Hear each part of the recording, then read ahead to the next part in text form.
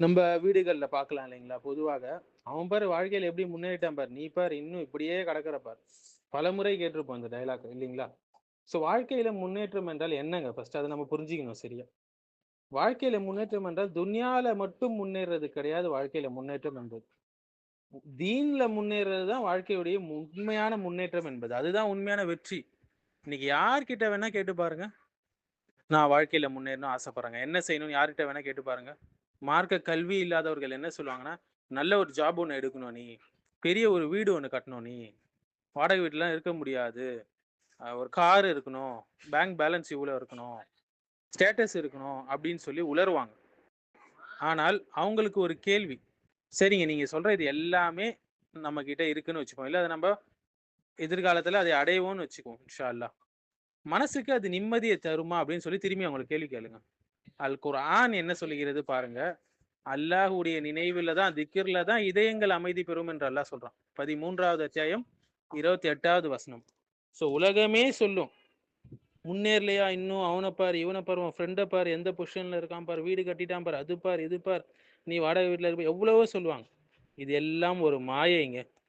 So உலகத்துடைய துன்யா ரீதியான ஒரு டெஃபினிஷன் சம்பாதிக்கத்தான் வெற்றி.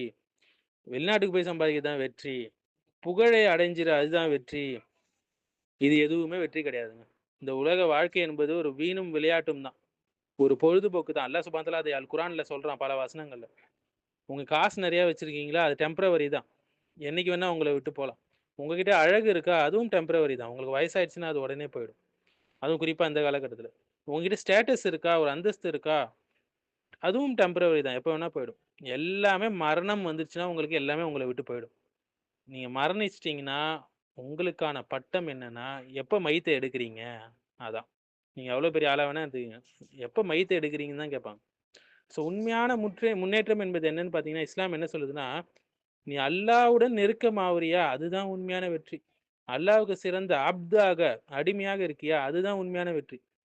அல்லாஹ்விடம் மிக்கவும் கண்ணியமானவர் யாரு? தக்வா உடையவர் என்று அல்லாஹ் சுப்ஹானஹு வ தஆலா சொல்றான். 49வது அத்தியாயம் 13வது வசனம். ஸோ உங்களுடைய வெற்றி என்பது உங்களுடைய தக்வால இருக்கு. உங்களுடைய ஈமான்ல இருக்கு. உங்களுடைய நல்ல அமல்கள்ல இருக்கு.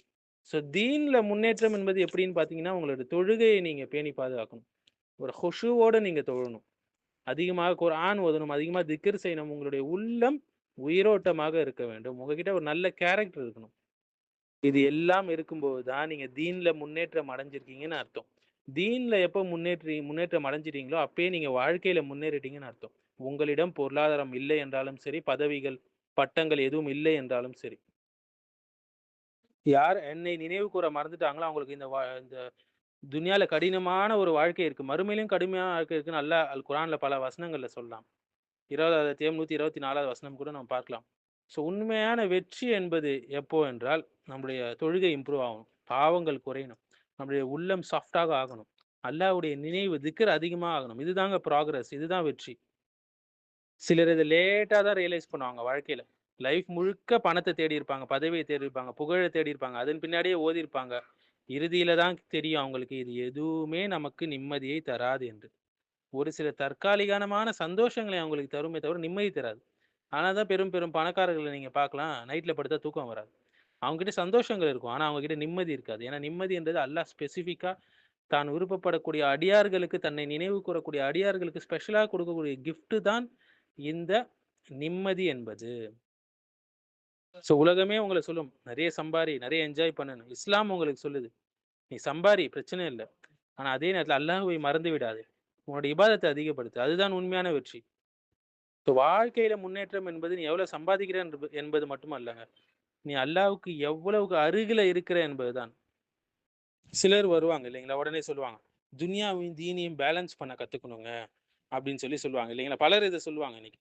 ஆனால் உண்மை என்னன்னா, இஸ்லாம்ல வந்து பிரையாரிட்டி தான் இருக்கு பேலன்ஸ் என்பத விட. பேலன்ஸ்னா என்ன? 50% துன்யா, 50% தீன். இது இஸ்லாமே கிடையாதுங்க. இஸ்லாம் என்ன சொல்லுது? தீனுக்கு முன்னுரிமை குடு. முதன்மை தீனுக்கு தான். பிரையாரிட்டி அதுக்கு தான். துன்யா என்பது ஒரு டூல், கருவி அவ்வளவுதான். அதாவது நீ வொர்க் பண்ணு, ஏர்ன் பண்ணு, சந்தோஷமா வாழு. ஆனா, அல்லாஹ்வின் பாதையில அதை செலவு செய். அல்லாஹ்வுடைய நினைவிலிருந்து தூரம் ஆயிடாத.